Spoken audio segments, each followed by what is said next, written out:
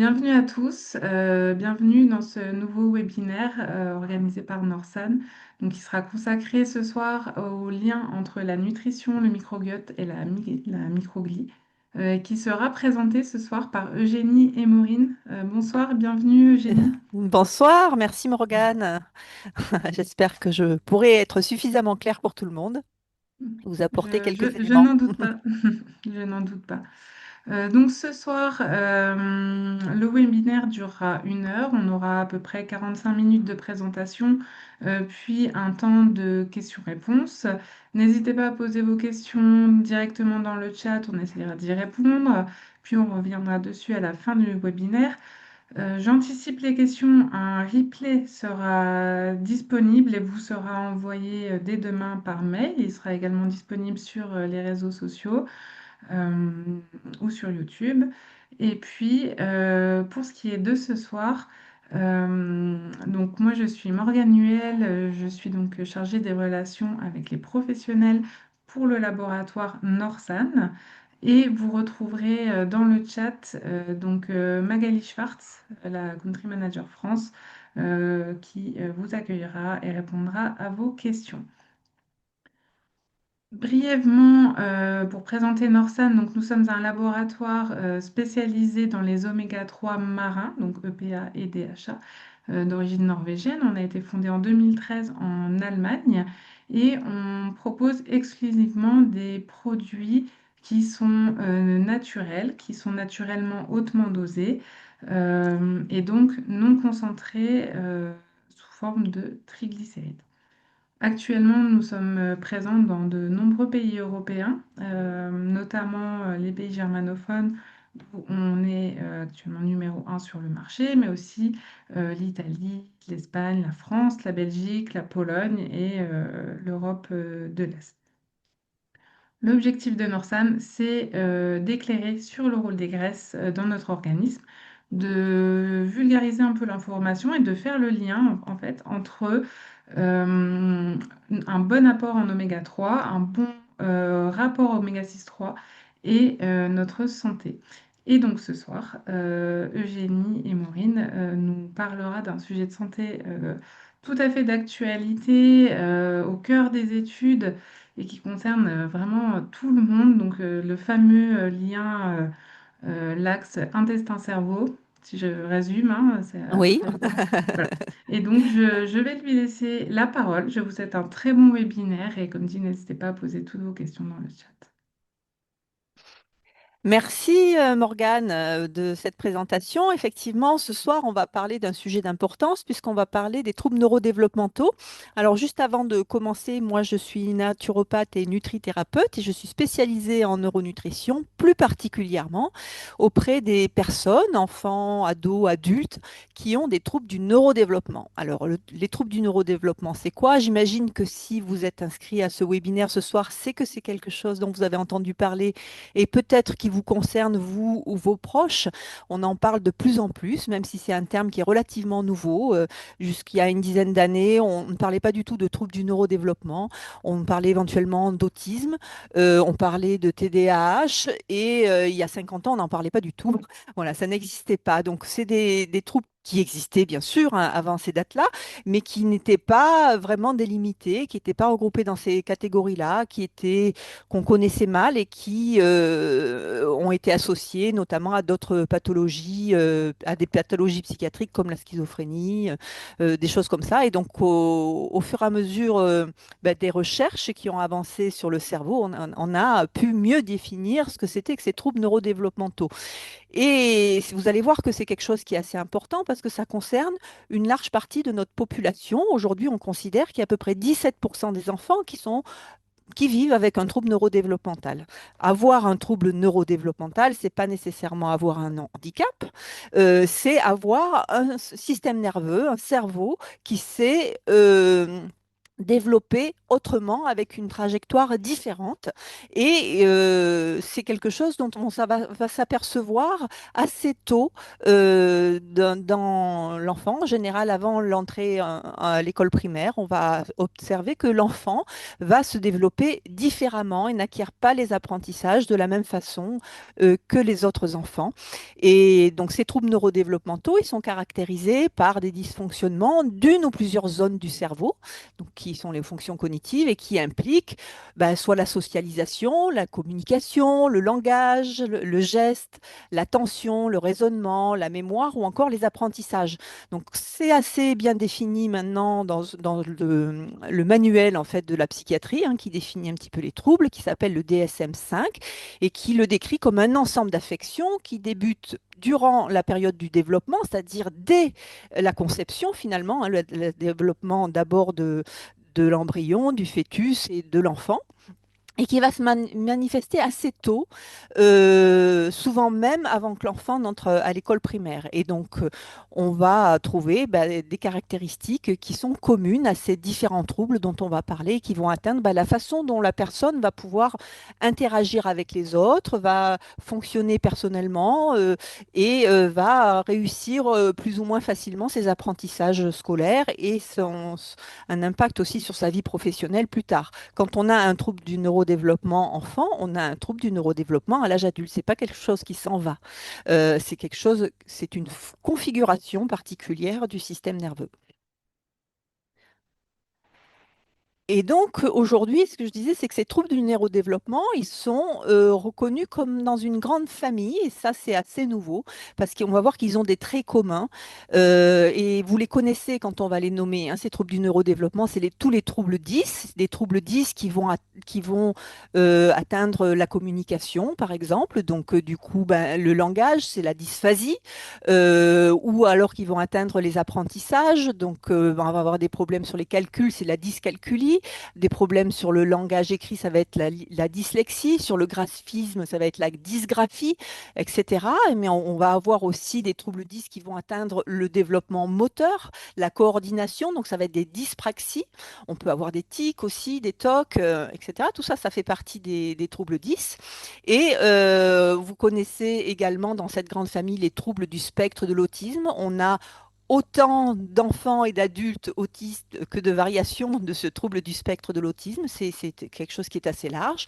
Les déficiences intellectuelles font aussi partie de cette grande famille, ainsi que le fameux TDAH. Alors TDAH, c'est trouble du déficit de l'attention avec ou sans hyperactivité. Et si vous vous êtes un peu renseigné sur ces troubles-là, vous verrez que cette hyperactivité, elle n'est pas visible chez tout le monde. Elle peut être mentale ou elle peut ne pas être manifestée ou au contraire être très très présente. Et cela, qu'on soit un garçon ou une fille, c'est très différent. Depuis 2023, on a une grande stratégie nationale qui a été lancée par notre gouvernement sur les troubles du neurodéveloppement pour la prise en charge, pour améliorer la prise en charge de ces enfants. Et pourquoi on fait ça? C'est parce que, figurez-vous qu'on a amélioré tout de même ces 10 dernières années notre connaissance de ces troubles et donc nos dépistages. Et donc, on a aujourd'hui, on considère qu'il y a à peu près 17% des enfants qui naissent avec un trouble neurodéveloppemental. Ça représente environ 120 000 naissances par an. Et imaginez-vous, dans une classe de 30 enfants, c'est à peu près 5 à 6 enfants qui sont concernés par ce trouble. Donc ça commence à faire un peu de monde. Non pas qu'on ait une explosion des cas, ce qui est sans doute vrai sur une partie, mais pas vraiment sur le fond, mais surtout qu'on a un meilleur diagnostic, un meilleur dépistage et peut-être un moins bon système sociétal qui permet de trouver une place juste pour tous ces différences qui nous habitent à chacun, hein.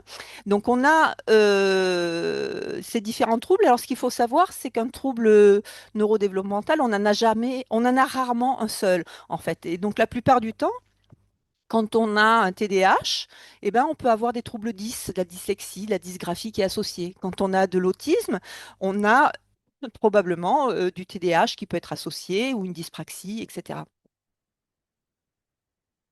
Alors ce soir, vous allez voir que je vais m'arrêter pour tousser, pour boire régulièrement, parce que je sors d'une grippe. Et donc, ça me gratouille un petit peu quand je parle. Excusez-moi. Donc, on voit qu'il y a une prévalence qui est assez importante et ces troubles neurodéveloppementaux, ils concernent dans la population une personne sur six, ce qui est assez important. C'est peut-être pour ça que vous êtes là ce soir, c'est que ça concerne beaucoup de monde, enfants et adultes.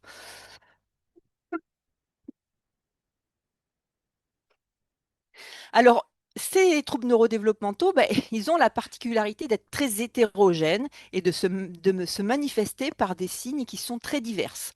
Et c'est pour ça qu'on dit qu'il y a autant d'individus que de troubles neurodéveloppementaux en fait, hein. Et donc on les a classés dans cette grande famille parce qu'ils ont des traits communs, mais il y a des signes qu'on va retrouver particulièrement chez ces enfants-là, hein. On peut parler des enfants parce que ce soir ça va être notre sujet, mais chez les adultes aussi on va dire 60 à 70% des personnes qui ont des troubles neurodéveloppementaux, notamment l'autisme ou le TDAH, ont des problèmes digestifs. Le syndrome de l'intestin irritable, la constipation, des diarrhées, des ballonnements, des gaz, des douleurs digestives, c'est un trait commun.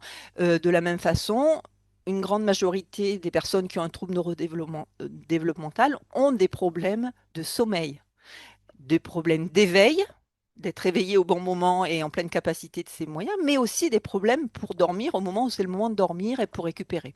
Et donc, ce sont souvent des enfants ou des adultes qui dorment très peu, qui dorment mal, qui sont fatigués, qui ont des fatigues chroniques. Ce sont aussi des enfants ou des adultes qui vont avoir plus de stress, plus d'anxiété, qui vont avoir plus de problèmes de dépression ou des problèmes pour réguler leurs émotions, qui peuvent avoir des problèmes de sociabilisation, d'interaction avec les autres, mais pas toujours, qui vont avoir peut-être des problèmes d'apprentissage, des problèmes d'attention, qui vont avoir des problèmes d'hyperactivité ou au contraire d'hypoactivité, des problèmes de brouillard cérébral, qui peuvent avoir des problèmes de tics ou des tocs, des pica, le fait de manger des choses qui sont non alimentaires, qui peuvent avoir des problèmes de langage, et qui peuvent avoir des hypersensibilités. Ces hypersensibilités, ça peut être des hypersensibilités à l'odeur, à la vue, au toucher, au bruit, au goût, etc. Mais ça peut être aussi des hyposensibilités. Bref, vous voyez qu'il y a une cohorte pas infini, mais quand même avec beaucoup de signes qui viennent un petit peu impacter la qualité de vie au quotidien de ces enfants et de ces futurs adultes. Et donc, on a besoin de comprendre d'où ça vient, tout ça, pour essayer de voir si on ne peut pas améliorer les choses, pour améliorer la qualité de vie, mais aussi peut-être diminuer la survenue de ces troubles lors du développement de l'enfant. Alors, bon, c'est une diapo un petit peu complexe, mais ce qu'il faut comprendre dans cette diapo-là, c'est que ces troubles, ils sont différents, mais ils ont des mécanismes communs, et c'est pour ça qu'ils font partie de cette grande famille.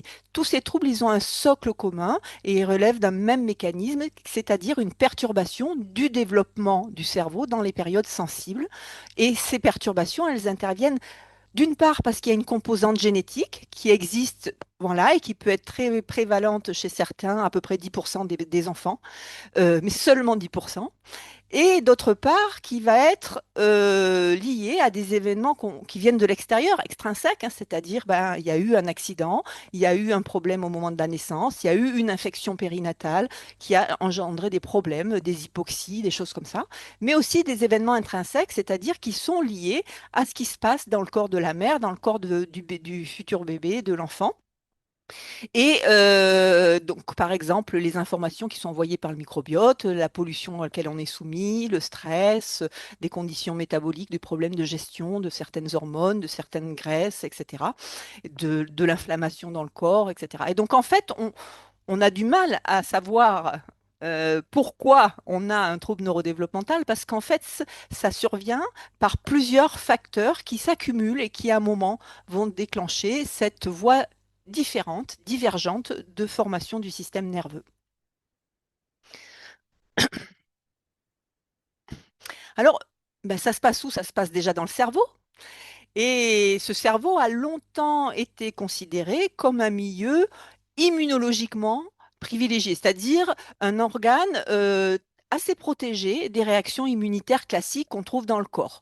La raison de ce privilège, je dirais, c'est qu'en fait, il y a ici une barrière qu'on appelle la barrière hémato-encéphalique, qui est en fait une barrière qui limite l'entrée des cellules immunitaires du corps dans le cerveau. Et donc, elle a pour rôle de réguler ce qui va se passer, ce qui va s'échanger entre le reste du corps et puis le cerveau, entre le sang et le cerveau, et d'éviter en particulier que ne rentrent des virus, des substances pathogènes potentiellement par cette circulation. Donc en fait, les vaisseaux sanguins qui composent cette barrière hémato-encéphalique ont la particularité d'être très hermétiques et les cellules qui le composent sont liées entre elles comme des scratchs, hein, on appelle ça des jonctions serrées, et donc ce sont des protéines qui empêchent le passage de la plupart de substances, qu'elles soient néfastes ou thérapeutiques. Cette membrane comme ça avec ces scratchs, elle devient vraiment très très sélective et il y a énormément de molécules pour qui cette barrière est quasiment infranchissable. Et donc, c'est pour ça qu'on a du mal, quand on a des pathologies du cerveau, à envoyer ne serait-ce que des médicaments qui vont pénétrer cette barrière hémato-encéphalique parce que c'est un système qui marche bien. C'est en temps normal, qui est un système très sélectif et on va dire qu'il y a plus de 95% des molécules qui sont complètement filtrées par cette barrière-là. D'autre part, dans ce cerveau, il y a de la lymphe qui circule, le cerveau est baigné, mais il y a un très faible drainage de cette lymphe, ce qui fait qu'il y a une faible circulation des cellules immunitaires et donc ça limite en fait le fait qu'à ce cerveau, on lui présente en fait des antigènes, hein, c'est-à-dire dans ce milieu clos, il y a une réduction de la circulation de la lymphe qui permet de réduire la présentation de choses qui pourraient faire réagir le système immunitaire du cerveau.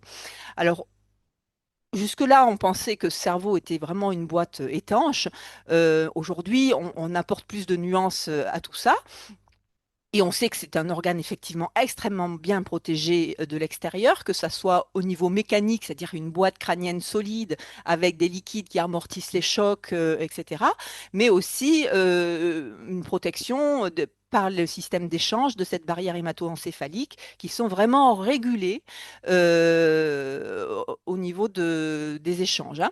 Donc, ce qu'il faut savoir quand même, c'est que les échanges, même s'ils sont réduits, ils existent. Et ils existent peut-être plus que ce qu'on pensait jusque-là. Donc en fait, on va voir aujourd'hui dans cette conférence l'importance de certaines de ces cellules qui s'appellent les microglies. Je vais vous expliquer ce que c'est et en quoi ces microglies réagissent à ces signaux qui viennent du corps, qui arrivent quand même à passer, parce que ce cerveau finalement, il reçoit en permanence des signaux du système immunitaire du corps, mais aussi du microbiote intestinal, et c'est tout l'intérêt de cette conférence. Donc là, on va voir que le cerveau n'est pas totalement isolé du système immunitaire, même s'il est protégé, il reste en interaction permanente avec le reste de l'organisme.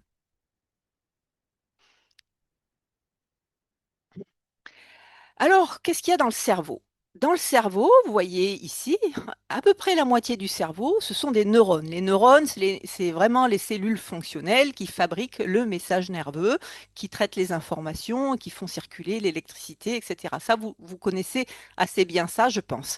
Mais on parle moins de ces 53% de cellules qui sont ce qu'on appelle les cellules gliales et qui ont pour caractéristique de ne pas être des neurones. D'accord. Donc ces cellules gliales, ce ne sont pas des neurones et donc elles ne fabriquent pas du message. Par contre, elles viennent réguler l'environnement des neurones pour qu'elles puissent bien fonctionner, bien faire leur travail. Et donc, on va avoir différents types de cellules qui vont venir réguler l'environnement neuronal, qui vont amener de la nourriture, qui vont protéger le système nerveux, qui vont moduler l'activité cérébrale, etc. Et donc, elles ne transmettent pas directement d'un flux nerveux, mais elles sont indispensables à l'activité cérébrale.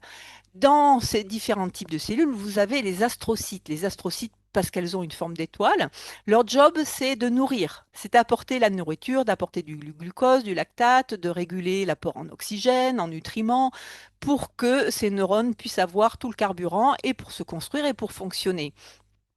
On a aussi les cellules épandymères, qui sont des cellules qui vont elles, protéger et réguler. Ce qu'elles font, leur job, c'est de produire et de faire circuler le liquide céphalorachidien, qui est une grande protection du cerveau. Donc c'est une protection mécanique et puis cellulaire, hein, qui baigne l'ensemble du cerveau. On a d'autres types de cellules qui sont les oligodendrocytes. Alors, vous n'avez pas besoin de retenir tous ces noms, mais c'est pour vous montrer un peu les différentes fonctions qui sont assurées dans le cerveau. Et ces cellules-là, en fait, elles font un job extraordinaire, c'est qu'elles produisent la myéline autour des axones. Les axones, c'est les câbles électriques proviennent des neurones. Et pour que le message électrique soit transmis d'une cellule à une autre, il faut que ces gaines soient bien isolés avec de la myéline. Sinon, ça ne fonctionne pas bien. Et donc, en fait, les oligodendrocytes, ils fabriquent et ils assurent l'isolation électrique des fibres nerveuses. Donc, c'est un rôle très important. Et donc, il y a des maladies comme la sclérose en plaques qui sont des maladies de la myéline, en fait, qui ne se fabriquent pas bien. Et nous, ce soir, on va s'intéresser à ces cellules qui sont ici, qui sont les microglies. Et ces microglies, elles ont un rôle, vous allez voir, dans les troubles neurodéveloppementaux qui est vraiment crucial. Elles ont un rôle très important parce qu'elles réparent et elles nettoient. Alors, non seulement elles éliminent les cellules mortes, les débris, elles les mangent, elles phagocytent. Elles vont aussi détecter des lésions pour lancer la réparation. Elles vont détecter les agents pathogènes pour lancer les systèmes immunitaires du cerveau pour protéger. Mais elles vont avoir un impact, et ça, on va en parler un petit peu plus loin, sur les synapses inutiles. Les synapses, c'est la connexion entre deux neurones. Et vous allez voir que l'enfant va en fabriquer plein, plein, plein, et qu'il va falloir faire le tri. Et ces cellules de microglies, en fait, leur job, c'est de faire le tri, de garder celles qui sont utiles et de jeter celles qui sont inutiles. Et ça va être un petit peu l'objet de notre discours ce soir. On va en reparler, ne vous inquiétez pas. Donc, ces cellules gliales, elles sont très importantes. Donc, c'est un peu le système immunitaire de notre cerveau, hein. Donc, ces microglies, c'est des cellules qui n'existent que dans le cerveau. Elles sont cellules immunitaires, elles assurent la défense, mais elles sont que dans le cerveau. Il n'y en a pas ailleurs dans le corps. Tandis que les macrophages que vous connaissez sont certaines de ces cellules. Elles sont partout dans le corps et elles peuvent rentrer de temps en temps dans le cerveau, communiquer, etc. Mais nous, vraiment, on s'intéressera ce soir à ces microglies qui sont spécifiques au cerveau et qui, curieusement, depuis dans leur formation embryonnaire, là, quand on regarde l'embryon à ses tout débuts, n'est pas fabriqué comme les autres cellules, c'est-à-dire qu'ils viennent du sac vitellin, qui est un sac qui est externe à l'embryon, et qui vont coloniser en fait cet embryon et s'installer dans son cerveau. Donc, elles viennent, ces microglies, de cellules qui sont issues du sac vitellin et contrairement aux autres cellules immunitaires de l'organisme, elles ne dérivent pas de la moelle osseuse ni de l'hématopoïèse habituelle, hein.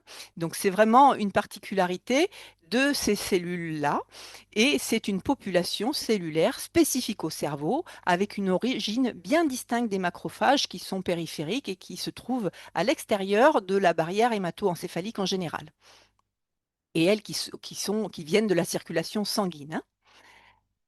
Hmm. Alors, ici, on va parler un peu des différentes fonctions de cette microglie et notamment du rôle de la microglie dans la plasticité cérébrale. C'est quoi la plasticité cérébrale? C'est la formation et la modification des cellules du cerveau. Et on va comprendre qu'en fait, cette microglie ne sert pas seulement à défendre le cerveau contre les infections, mais qu'elle a aussi un rôle fondamental dans sa construction. Alors, si on reprend un petit peu comment ça se passe, en fait, le cerveau en construction, dès les premiers jours après la fécondation, c'est un véritable marathon de vie. Le cerveau humain, c'est sans doute l'organe le plus complexe, le plus fascinant de notre corps, et sa construction, elle commence très tôt, dès la troisième semaine après la conception, et elle se poursuit bien au-delà de l'adolescence. Donc, vous voyez, c'est un processus qui est, chez l'être humain en tout cas, sur une véritable course de fond, de longue haleine, et qui va vraiment être façonné à chaque étape par un jeu subtil entre la génétique, l'environnement, la nutrition du cerveau, les expériences de vie, etc. Dès 6 semaines, les premiers neurones commencent à apparaître dans le cerveau, hein. On voit, voilà, donc quelques jours, donc là on est à 4 semaines, 40 jours à peu près, on a les premières neurones qui commencent à apparaître par milliards. C'est vraiment par milliards. Et donc, ça agit comme des petits microprocesseurs miniatures, hautement spécialisés, qui sont prêts à traiter l'information.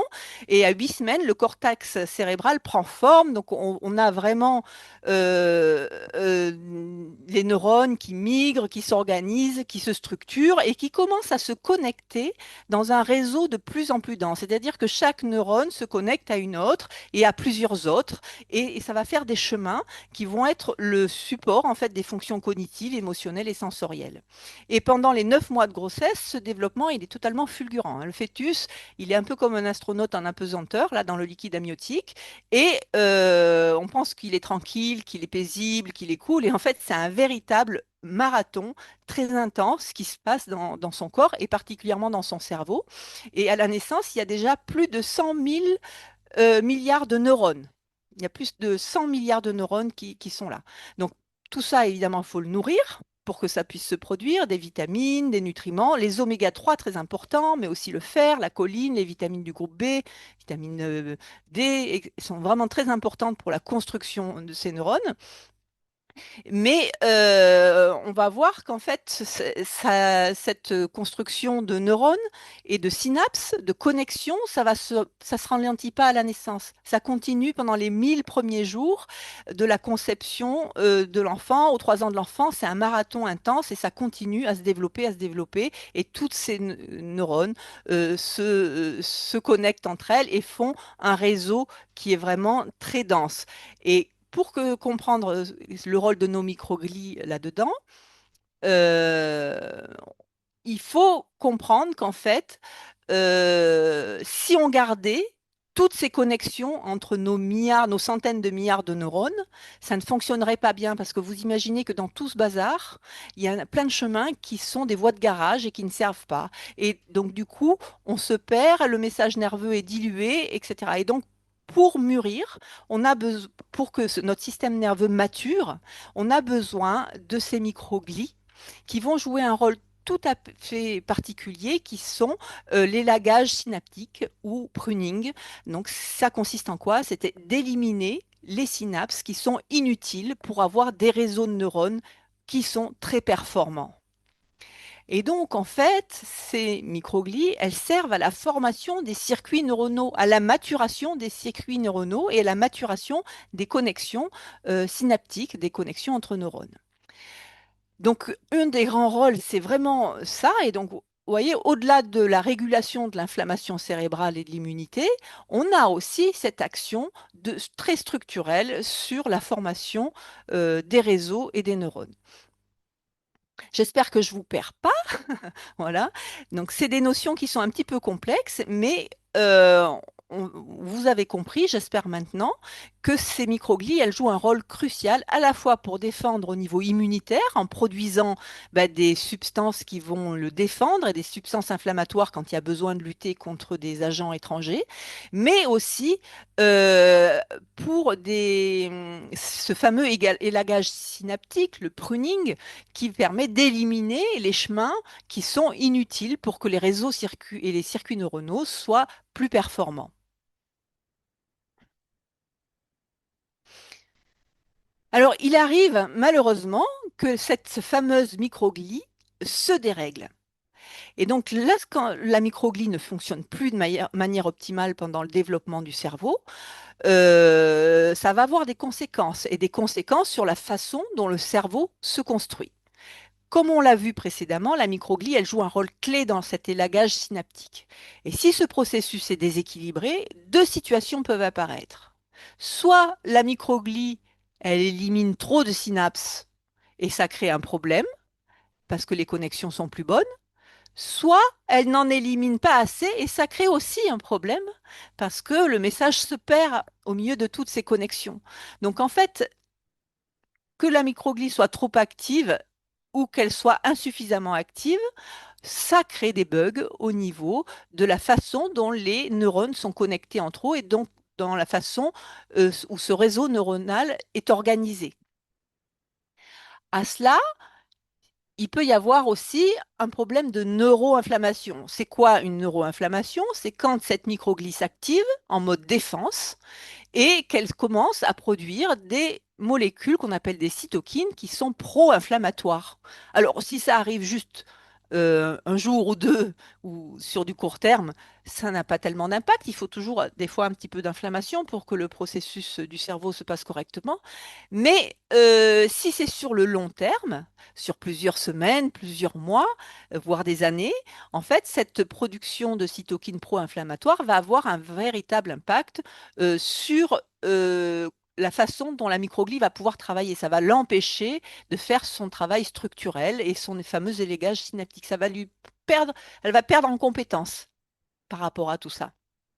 Et donc, on sait aujourd'hui qu'il y a des anomalies qui sont associées à ce dysfonctionnement des mitochondries, pas des mitochondries, aussi des mitochondries, mais de la microglie, pardon.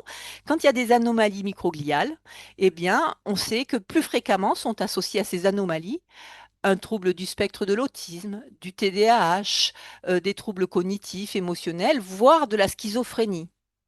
Et donc ça, c'est assez important de le comprendre, c'est qu'on va avoir, par la modification de l'activité de ces fameuses cellules du cerveau, une survenue plus fréquente de ces troubles du neurodéveloppement.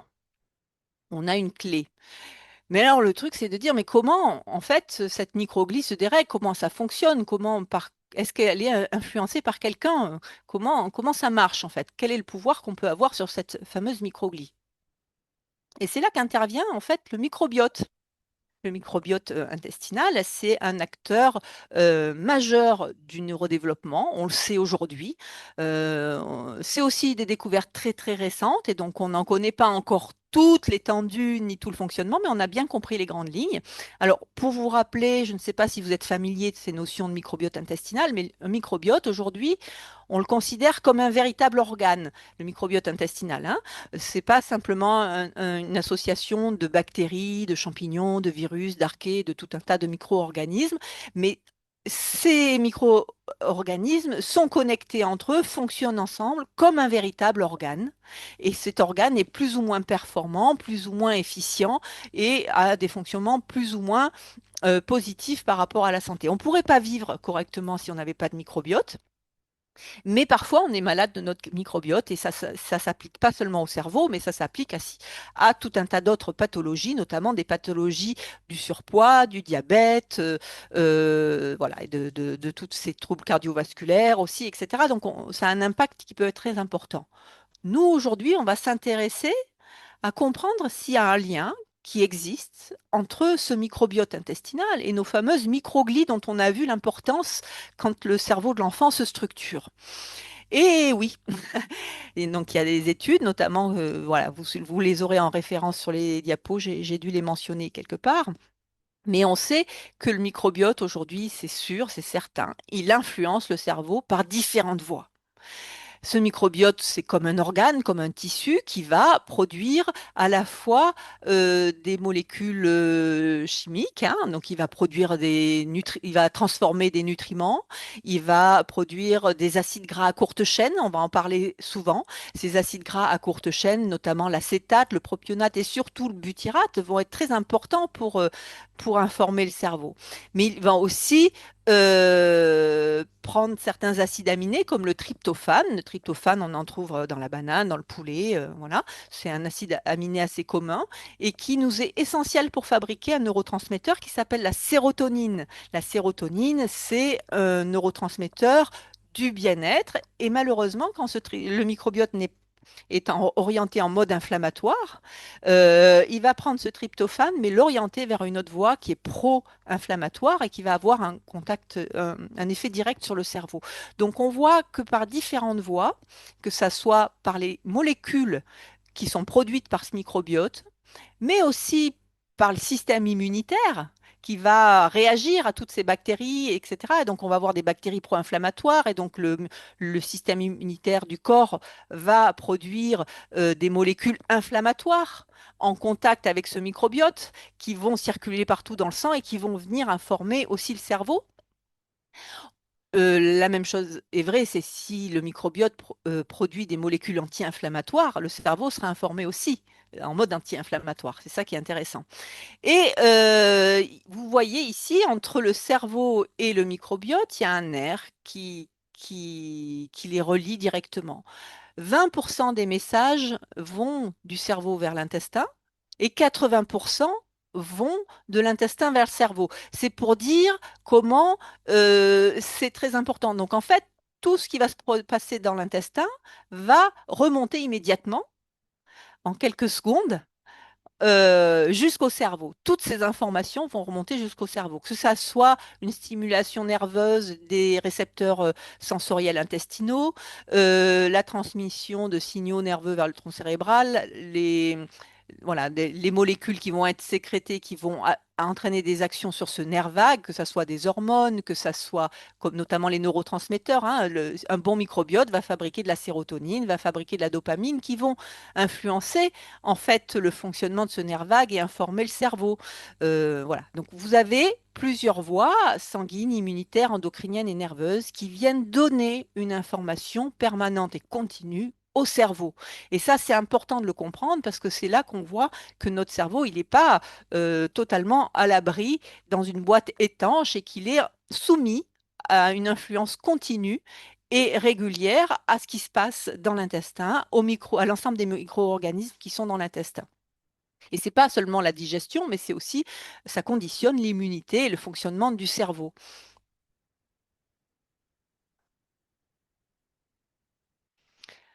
Et donc, c'est pour ça qu'on parle aujourd'hui d'un axe microbiote-microglie.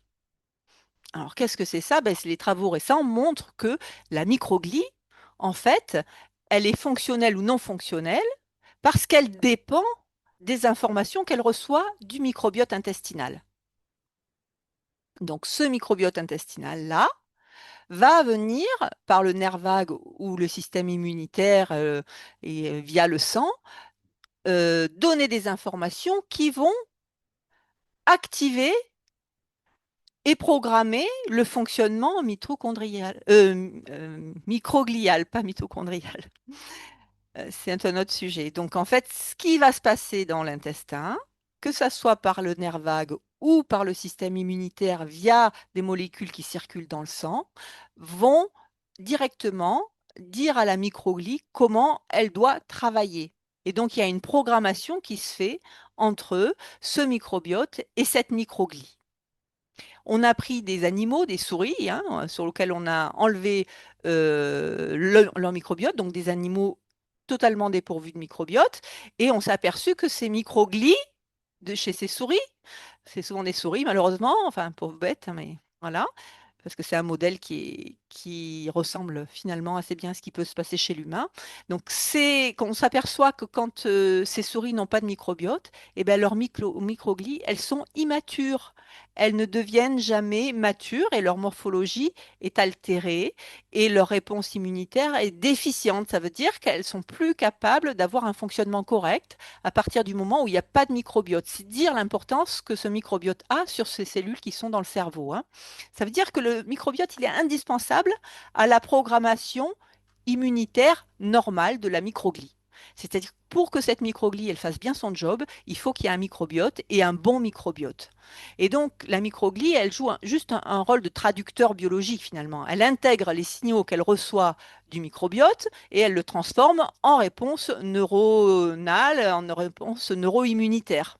Et concrètement, ben, ça va permettre de moduler la neuroinflammation, mais aussi la plasticité synaptique, la façon dont le cerveau peut développer des connexions fonctionnelles, dont les neurones s'organisent, les circuits neuronaux s'organisent. Et donc, cette étude, elle montre aussi, vous l'avez les références en bas, elle montre aussi que non seulement le microbiote fait la fonctionnalité de la microglie, qui est indispensable à la construction du réseau neuronal, mais surtout, elle montre que c'est l'alimentation, que l'alimentation est un des facteurs qui joue énormément sur les messages qu'envoie le microbiote. Bah, ça semble assez logique comme ça, mais euh, sur ces sujets-là, bah, en fait, c'est une nouveauté. Donc, on a réussi à montrer que la nutrition influence la microglie pas de façon directe, mais de manière indirecte via le microbiote. Ça veut dire que ça, ce qu'on mange, ce qu'on a dans notre assiette, va influencer le microbiote, ce qui va faire la fonctionnalité ou non de notre fameuse microglie. Et donc, on sait qu'il y a certains composants alimentaires comme les fibres, avoir beaucoup de fibres dans son alimentation ou des polyphénols. Vous savez, les polyphénols, c'est ces pigments colorés des aliments qui sont typiquement méditerranéens, donc des fruits et les légumes, et qui sont des antioxydants. Et qu'en avoir en abondance avec des fibres va favoriser une microglie qui va être très fonctionnelle. À l'inverse, en avoir peu va plutôt rendre dysfonctionnelle cette fameuse microglie. Et donc ça, c'est intéressant parce que l'alimentation, c'est quelque chose sur lequel on peut avoir du pouvoir et sur lequel on va pouvoir faire quelque chose nous-mêmes. Donc ça veut dire qu'on peut rentrer dans la prévention par cette voie-là. Alors, l'alimentation ne modifie pas directement le cerveau, mais elle modifie l'écosystème intestinal qui, lui, agit directement sur le cerveau. Et donc, finalement, l'alimentation, elle peut reprogrammer l'immunité cérébrale. C'est important ce que je vous dis, hein. Elle vraiment peut reprogrammer cette immunité cérébrale. Alors, comment ça se passe concrètement dans les modèles? On a dit que le trouble neurodéveloppemental, c'est quelque chose qui commence à se construire dès la conception et dans le ventre de la maman et dans les premières années de vie. Hein. On n'a pas, si vous avez subitement des troubles qui arrivent à l'âge adulte, il y a forte chance que ça ne soit pas un trouble neurodéveloppemental. Hein. Les troubles neurodéveloppementaux, la caractéristique, c'est que c'est une formation dès le début du système nerveux comme ça. Si vous pouvez avoir des pathologies à d'autres à l'âge adulte, mais ou alors vous n'avez pas été dépisté plus jeune, ce qui est souvent le cas, mais vous aviez déjà les troubles. Si les troubles n'apparaissent que tardivement, c'est pas un trouble neurodéveloppemental, c'est autre chose. Donc, qu'est-ce qu'on voit sur cette diapo? Alors, je ne veux pas effrayer les mamans et les papas. Les mamans, les papas, personne n'est responsable parce que, en fait, tout ça, ça vient aussi du milieu et de la société dans laquelle on vit. Mais c'est important qu'on parle des mécanismes biologiques qui sont sous-jacents. Et donc, on voit cette maman qui attend son enfant en fonction de son alimentation. C'est-à-dire, là, j'ai mis des exemples opposés. Un régime fast-food riche en graisses saturées, en graisses trans, en glucides rapides et très pauvre en nutriments et en fibres, versus une alimentation plutôt végétale, avec des protéines de qualité et beaucoup de fibres, beaucoup de fruits et légumes hein, de type méditerranéen.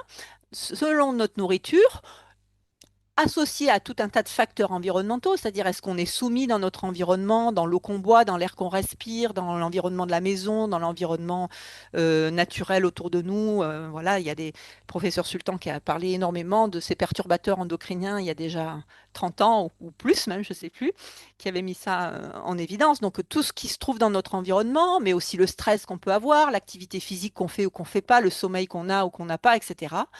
Tous ces facteurs nutritionnels et environnementaux peuvent générer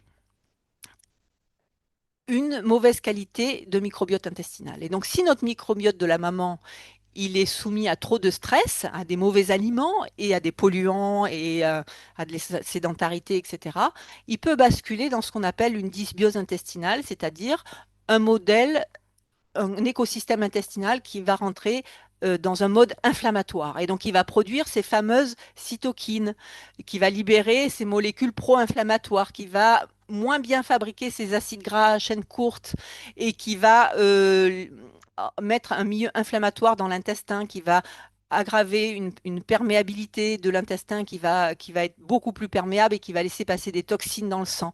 Et donc, toutes ces molécules vont circuler via le sang et via le système nerveux et vont passer la barrière placentaire du fœtus. Et ça va avoir quoi pour conséquence? Eh ben, c'est que ça va vite, très vite atteindre, en fait, cette fameuse microglie. Et donc, la microglie, quand elle est soumise de façon, on va dire, régulière à ces cytokines pro-inflammatoires qui ont migré, eh bien, elle va rentrer en mode inflammatoire aussi. Et donc, qu'est-ce qui va se passer? Ben, on a une altération de ce fameux pruning, c'est-à-dire le fait que la microglie en bon état peut améliorer les réseaux neuronaux. Et là, on a une altération. Donc, non seulement elle va produire elle-même des cytokines pro-inflammatoires, mais en plus, elle va perdre sa capacité à gérer correctement la construction du réseau neuronal. Et donc, on sait aujourd'hui que quand c'est quelque chose qui se passe, on a un risque accru que cet enfant qui va naître développe un trouble neurodéveloppemental. Alors, ça peut paraître inquiétant parce qu'on se dit, bah, c'est vrai, bah, du coup, enfin, c'est facile d'avoir une dysbiose en fait, hein. Voilà. Ce qu'il faut penser, c'est que ça doit être, c'est un ensemble de facteurs qui se cumulent les uns aux autres et qu'il y a de la même façon qu'on on a des facteurs qui accroissent les risques, on a des facteurs aussi qui vont les réduire. Et c'est un petit peu l'objectif qu'on a aujourd'hui. Donc en fait, tous ces troubles neurodéveloppementaux, il y a une part génétique évidemment, mais en plus, quand ça se cumule à des facteurs environnementaux et à cette fameuse activation de la microglie, on va aboutir beaucoup plus facilement à des divergences de formation du réseau neuronal un peu moins performants, un peu plus laborieux, et ça s'appelle un trouble neurodéveloppemental. L'alimentation maternelle, elle a énormément d'impact pendant la grossesse sur le bébé et sur le futur adulte. Vous avez vu par ce biais-là. Alors évidemment, elle va avoir euh, une influence via tous les nutriments qu'elle amène, hein, ces fameux oméga 3 qui sont indispensables, les vitamines, etc. Mais aussi, elle va avoir un impact sur la fameuse programmation de cette microglie en mode anti-inflammatoire ou en mode pro-inflammatoire, ce qui va avoir un impact direct sur la façon dont le cerveau va se structurer. Et ça, c'est des études, donc je vous ai mis les références et vous pouvez aller les lire si ça vous intéresse. C'est vraiment important. Et donc, quels sont ces effets-là? Eh bien, ils sont multiples. Alors, ils vont déjà euh, agir sur la programmation génétique. Alors, vous allez dire comment ça peut agir sur la programmation génétique? Eh bien, tout simplement par le phénomène de méthylation. Si dans votre alimentation, vous avez beaucoup de vitamines du groupe B, notamment B9, B6, B12, vous allez favoriser une bonne méthylation et donc une bonne expression des gènes. Mais si vous êtes porteur d'un gène de fragilité lié à l'autisme, ou liées au TDAH, effectivement, ces gènes-là vont s'exprimer plus facilement s'il y a une mauvaise méthylation enfin, à cause de ce manque de vitamines, notamment, et de nutriments. Donc, en fait, une des premiers axes de l'effet de l'alimentation de la mère sur son enfant, ça va être cette programmation génétique.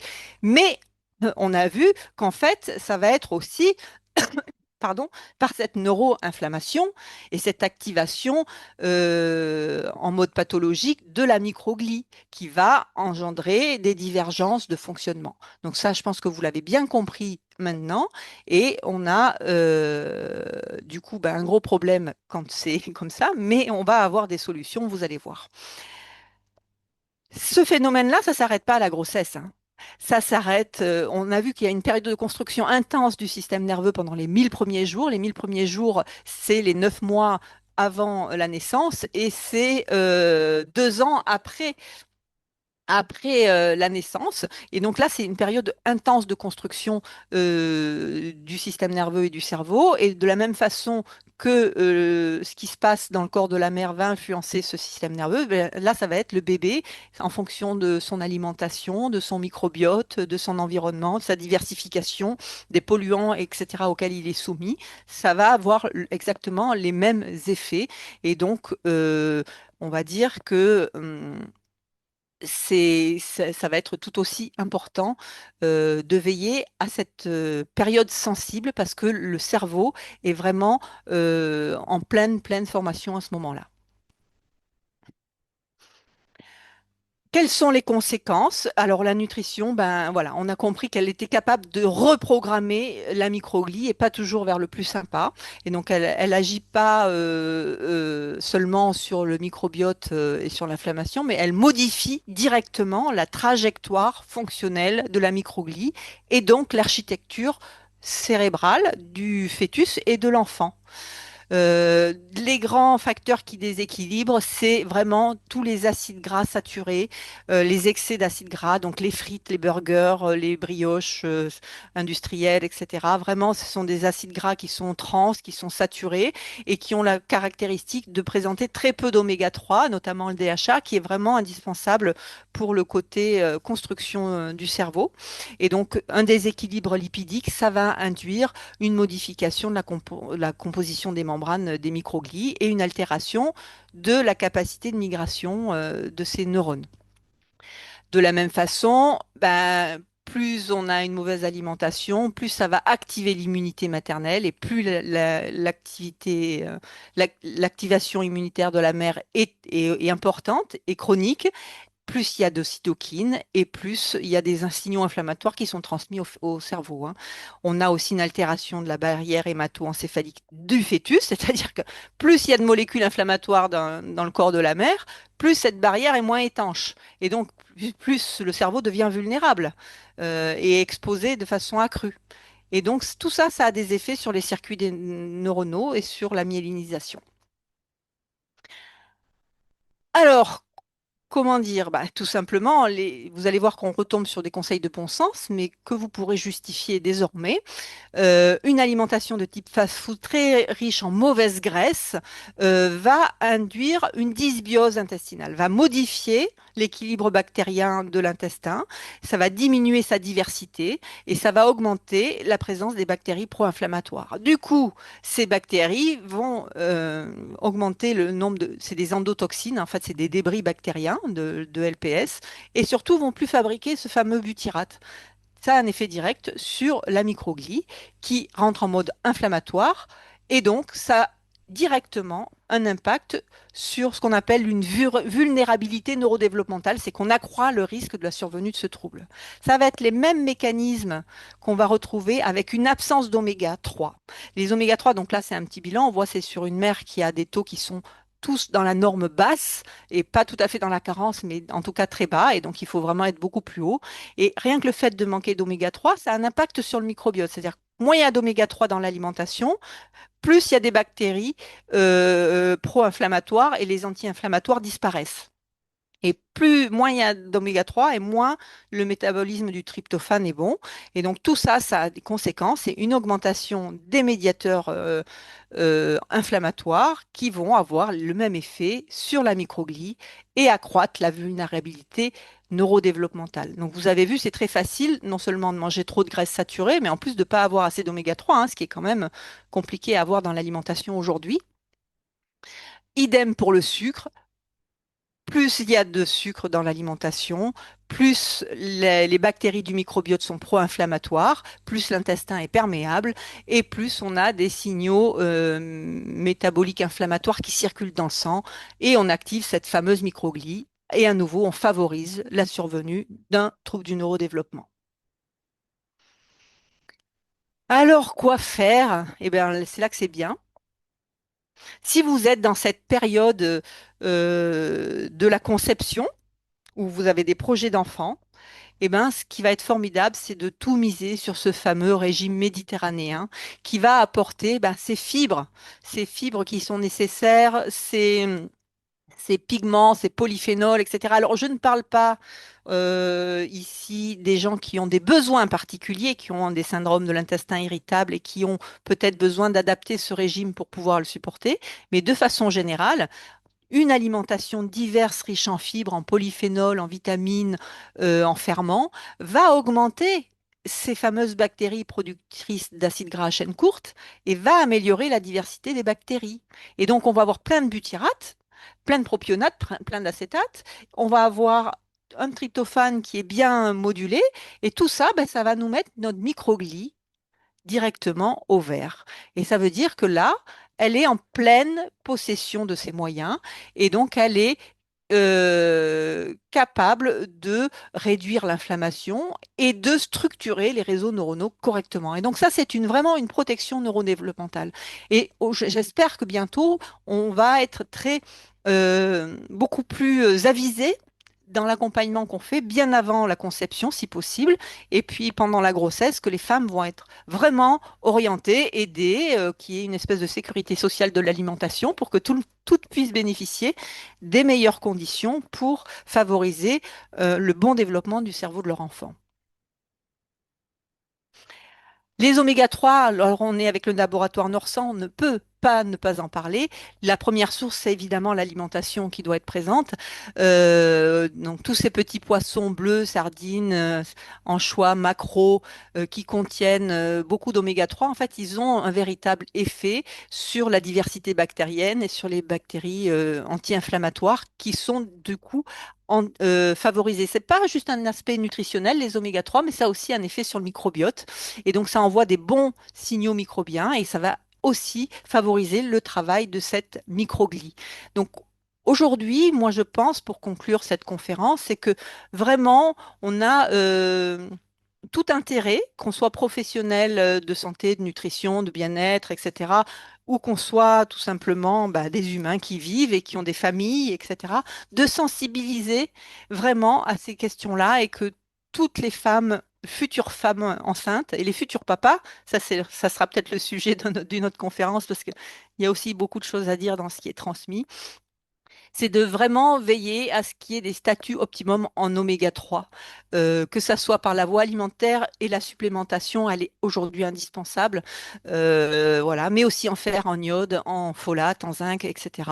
Et d'orienter l'alimentation des futures mamans et des enfants vraiment vers un modèle qui va être anti-inflammatoire et qui va pouvoir orienter dans toute la période de formation du cerveau vraiment, véritablement qui va être porteuse en fait, hein, qui va donner les molécules anti-inflammatoires et qui va vraiment pouvoir accompagner le développement du cerveau. Voilà, donc vous pouvez, je vais répondre à certaines questions. Je vais juste mettre cette diapo-là. Non, c'est pas là, pardon. Voilà, donc je vous remercie de votre attention et donc vous pouvez me contacter. Là, vous aurez mon adresse mail et mon site web sur lequel vous pouvez suivre un petit peu bah, les interventions que je fais, les formations et les accompagnements sur ces sujets-là. Et bah, je vais voir s'il y a des questions maintenant. J'espère que j'ai été suffisamment claire. Oui, alors on n'a pas eu de questions pendant l'intervention. Je pense que tout le monde était beaucoup trop occupé à prendre des notes. C'était très clair, très complet. Pendant que tout le monde atterrit un peu ou écrit ses questions, j'en profite pour vous reparler rapidement donc de Norsan pour ceux qui n'étaient pas là au début. Donc nous, on propose que des oméga 3 marins, donc de type EPA et DHA. On utilise également de l'huile d'olive en antioxydant, donc riche en polyphénol, on en a beaucoup parlé. Euh, et donc, on propose différentes gammes qui sont selon plus ou moins riches en EPA ou en DHA. Dans tous les cas, on est toujours à 2000 mg avec des produits qui sont débarrassés, purifiés des PCB, des métaux lourds, des oméga 3 sous forme de triglycérides, donc leur forme naturelle. Cas assez rare, on propose nos oméga 3 sous forme d'huile, donc pour une meilleure assimilation et surtout pour être intégré directement dans l'alimentation. Parce que se supplémenter, c'est bien, mais se rééquilibrer d'un point de Tout vue à fait. alimentaire, c'est encore mieux. On insiste énormément là-dessus. N'hésitez pas à regarder ce qu'on propose sur nos réseaux parce qu'on parle énormément. Voilà, de l'importance de l'alimentation. C'est pas le tout de se supplémenter, mais il faut que l'alimentation aille avec. Euh, Vous pouvez regarder notre site, donc norsan.fr, vous avez le lien vers tous nos produits. Vous avez un onglet expert pour les personnes, donc les professionnels de santé qui souhaitent avoir plus d'informations, qui souhaitent me contacter directement. N'hésitez pas à vous inscrire et puis on refera un point ensemble. Et donc, si vous avez des questions pour Eugénie, c'est le moment. Sinon, vous N'hésitez pouvez aussi pas, nous voilà. les... Hmm. Voilà. Sinon, vous pouvez aussi nous les envoyer par mail. on condensera tout et on enverra à Eugénie. Et quand on fera le mail avec le replay, elle répondra à toutes vos questions. J'ai eu une question déjà. Une personne atteinte d'un trouble du neurodéveloppement peut-elle être susceptible de déclencher une maladie neurodégénérative? Et malheureusement, oui, en fait, un trouble du neurodéveloppement, c'est une vulnérabilité. Et donc, de ce fait, on sait aujourd'hui que ces personnes-là peuvent avoir un cerveau qui peut vieillir un peu plus vite. Voilà, d'où l'intérêt de maintenir toute sa vie une excellente nutrition de ce cerveau, hein, parce que c'est réellement protecteur et on a des régimes alimentaires comme de type MIND, qui est un régime méditerranéen amélioré, qui, on le sait, est protecteur contre ces maladies neurodégénératives de type Alzheimer ou Parkinson. Très bien, merci beaucoup. On a beaucoup de questions de personnes qui veulent savoir si on pourra envoyer le support de présentation. Pas de Euh, problème. voilà. Donc, bah, moi, vous me l'aviez envoyé, donc je Ouais. le ferai suivre avec le replay. Euh, euh, alors, il y a énormément de messages, même pendant, hein, qui disaient que c'était très clair, que c'était très complet. Euh, Là, j'ai pas beaucoup de questions, mais en tout cas, vous pouvez les envoyer. Alors, si bien, j'en ai une. Ouf, attendez, il y a tout qui tombe en même temps. Est-ce que les maladies neurologiques diagnostiquées étant adultes sont cause de la nutrition de la mère pendant la période de la grossesse, ou bien le Alors, microbiote de la mère en les diffère? maladies neurologiques, on peut pas dire ça, non, mais par contre, les troubles neurodéveloppementaux, la nutrition de la mère est un des multiples facteurs. Donc, c'est-à-dire qu'il ne faut pas vous culpabiliser trop en disant mince, mon enfant est TDAH et c'est ma faute, j'ai pas fait les choses comme il faut. C'est un des multiples facteurs. On a mis le doigt dessus aujourd'hui, mais il y a aussi bien d'autres facteurs que vous ne maîtrisez pas, qui sont d'ordre génétique, qui sont d'ordre des accidents de la vie et qui sont d'ordre aussi de l'environnement sur lequel vous n'avez pas de prise. Donc, voilà, c'est un mix pour les troubles neurodéveloppementaux. Les maladies neurologiques, ben, je dirais que c'est des histoires particulières et qu'on ne peut pas donner de réponse comme ça. Ouais, on est sur du plus spécifique déjà. Oui, tout à fait. Euh, Est-ce que l'on pourrait améliorer les TDAH ou autres TND par la nutrition même pendant l'enfance? Oui, bien sûr, parce que pour plusieurs raisons, mais l'aspect dont on a parlé ce soir, en fait, c'est un processus qui continue toute l'enfance et qui s'intensifie à nouveau à l'adolescence.